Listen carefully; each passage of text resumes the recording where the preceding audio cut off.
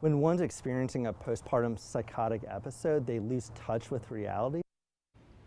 The attorney for an Asheville woman accused of trying to kill her baby says he wants her evaluated and treated for postpartum depression and possibly postpartum psychosis. According to the Henderson County Sheriff's Office, Krista Madden falsely claimed she and her 7-week-old daughter were kidnapped. The baby named Shaylee was found later in a ravine. She is expected to be okay. 7 News reporter Ann Maxwell is learning a lot more tonight about the circumstances surrounding the kidnapping claim, as well as the signs and symptoms of postpartum depression and psychosis. Ann?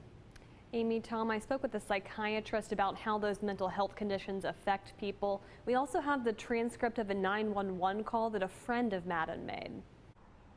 A neighbor of Krista Madden first told authorities she was missing. The caller said Madden had sent them a text saying she was abducted while walking her baby and was in the trunk of her car. A few hours later, the 7-week-old child was found in a ravine. Courtney Fowler was one of the people who found her. Just some bumps and bruises. So very fortunate. The caller suspected the kidnapping may not have been real, saying, quote, "I don't know if this is a hoax." Investigators determined it was a hoax and charged Madden with attempted murder. According to the caller, Madden was, quote, "a very responsible person. They said she had a job." Madden's Facebook page says she is a nurse anesthetist at Mission Health. The dispatcher asked if Madden had any mental health issues. The caller said, "There is one thing. She had a baby and, you know, she's been a little down." According to psychiatrist Dr. Carson Felkel, postpartum depression can go on for weeks. Typical symptoms would be sadness, irritability, or withdrawal, associated with other symptoms like insomnia or changes in appetite or interest. Madden's attorney told the Citizen Times that he wants her evaluated and treated for postpartum depression and possibly postpartum psychosis. He said it's not to mount a defense, but so she can get help. According to Dr. Felkel, postpartum psychosis is rare. It's a biological brain condition that affects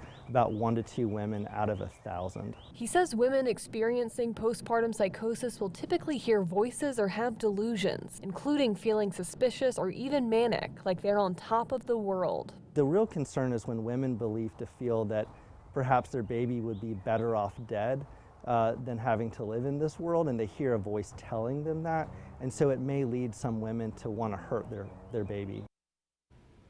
And he says women who are having a psychotic episode postpartum, hearing voices, losing touch with reality, are in the middle of a medical emergency and they need to be treated in the emergency room, or somebody needs to call 911 for them. So do we know what the status is of her at this point? Is she still behind bars as far as we know, and are they trying to get her out?